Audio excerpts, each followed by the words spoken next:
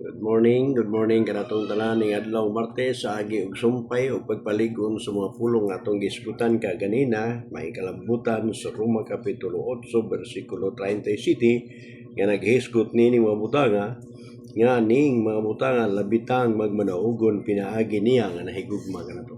So sa gikisgutan na nato ang kadaogan nato sa atong pagkinabuhi batok sa mga pagsulay ug batok sa nagkalain-lain nga mga pagtintal o batok man sa buhat sa mga pagluto sa kaaway magmadaugon tanini ug magmanampuson ta pinaagi sa gugma sa Dios nga gihigugma niya kanato or nagpasabot nga pinaagi niya nga nahigugma kanato.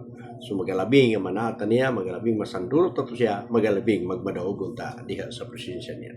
Daghang salamat sa mapulong sa Dios niya nga kabuntagon mo yun ko mahimo ta kining kalikon ug panalangin kanato sa tibok adlaw. Amen.